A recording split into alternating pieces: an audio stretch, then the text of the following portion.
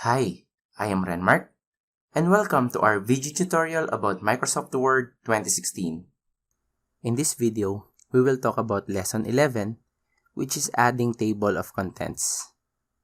So let's get started. So, isang topic lang yung pag-uusapan natin today, so magiging mabilis lang to, and that is how to properly add table of contents. So let's dive in. Making table of contents is actually a very easy task. So, wag natin i-complicate. Yung iba kasi, no, by the way, gagamitin ko yung dati kong ginawa na file, which is eto. Gusto ko lang ipakita sa inyo kung paano gumawa ng proper na table of contents. Pero papakita ko rin yung maling paraan para maliwanagan tayo.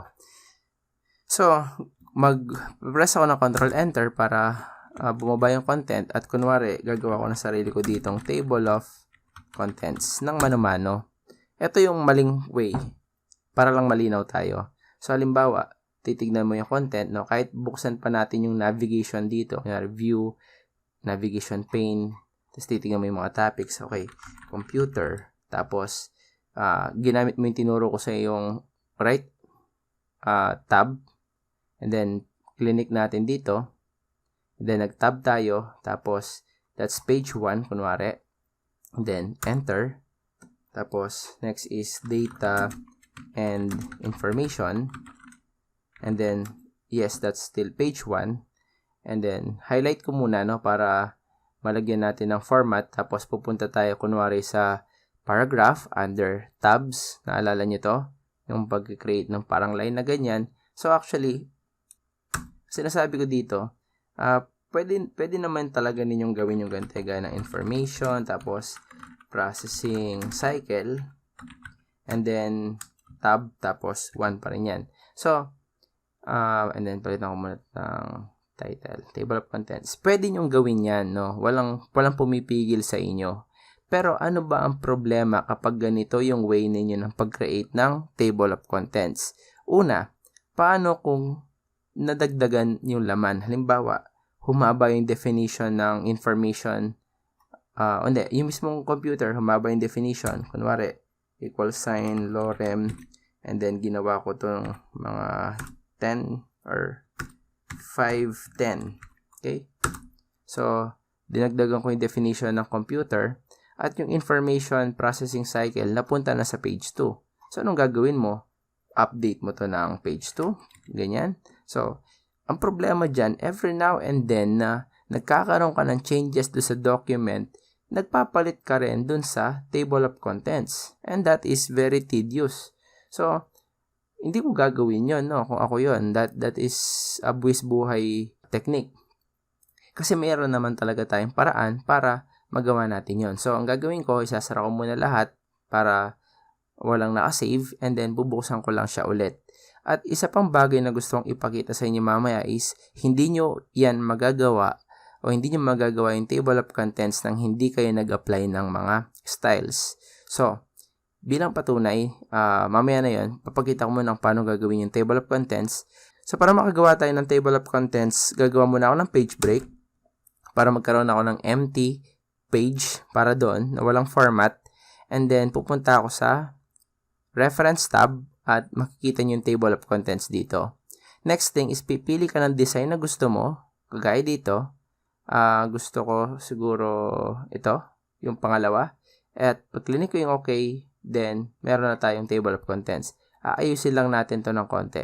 I-format ko lang to na halimbawa ito, kasi kaya may 1 dyan kasi doon sa design natin, yun yung pinili kong layout. Okay? So, palitan na lang natin yung layout na ginamit. Yan. So, susunod naman yung ibang page. So, we have table of contents, and then, nasa page 2 yung computer. So, mapapasin ninyo, no? May nakalagay pa rin mga 2, 3, 4, kahit nagpalit na tayo ng layout. Okay? Madali lang ayusin yan. Pupunta lang tayo dun sa table of contents at kiklik natin yung update table at click natin yung update entire table. So, mawawala yung mga numbers na nandun. Yun yung advantage. Ngayon, yung mga numbers na yan, very dynamic yan. Pag sinabi kong very dynamic, if magdadagdag ako, halimbawa, ng text doon sa aking definition, kunwari, nadagdagan yung definition ng computer, mapapansin ninyo, dagdagan natin pa ng konti. Hindi sila bumaba. Control-C and then Control-V. So, napansin niyo bumaba na yung data and information at saka information processing cycle sa next page. So, anong gagawin natin? Pagka nagkaroon ka ng changes, no, ang gawin pala ninyo, no, gawin nyo na muna lahat ng changes. Lahat, no? Doesn't matter kung ano yun. And then, kapag natapos ka, dun ka bumalik dun sa update table. And then, you can click update entire table. Pag kasi clinic natin entire table, lahat ng mga pangyayari, pati yung pagdadagdag ng content and so on, mag-update. Yung kasing update page number, ito lang yung babaguhin niya. So, pumunta na kayo dun sa update entire table para mas safe. So, anong napansin niyo? From 2, naging 3 na yung mga, o nagbago, o nag-adjust yung mga numbering natin o page numbers natin. So, this is very handy, no? I mean, kung binura ko to ulit, hindi, mali. Wala namang ganitong definition ng computer eh. So, binalik ko doon sa dati, okay? At kailangan kong ibalik ulit yung content. Click lang natin yung table of contents and then i-update natin yung entire table. Mapapansin niyo, babalik yan doon sa dati. Walang kahirap-hirap. Pag nadagdagan ka ng content, automatic lalaki at lalaki din o dadami din yung content ng inyong table of contents. Naintindihan? So, hopefully nakuha ninyo. Ngayon, ulitin natin. Kapag ka hindi naka-format yung mga text natin, hindi ko siya sinesave, no?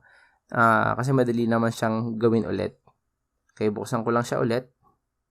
And then, tatanggalin ko yung formatting. Kagaya nito. Pero if format mo to ng manual, kunwari, kapag ginawa mo yan, pumunta ka sa references at table of contents at clinic mo yung table of contents, mapapansin mag-error yan. Creating table of contents start by applying heading style from the style gallery to the selected text. Hindi kanya papayagang makagawa ng table of contents nang hindi mo sineset yung mga parts ng documents mo doon sa mga styles na nandito doon sa styles option. Okay? So, hopefully na-gets ninyo kung paano yung paggawa ng table of contents. Ganun lang siya kasimple. Again, last pasada, kailangan nakaset yung styling. Pangalawa, pupunta ka lang sa reference and then table of contents and that's it. Okay? And that's the end of lesson 11. Thank you very much for your time and I'll see you on our next lesson. If you love this video, kindly drop a thumbs up and subscribe. Also, hit that notification bell icon if you want to get notified whenever I post a new lesson. Thank you very much and I'll see you on our next video.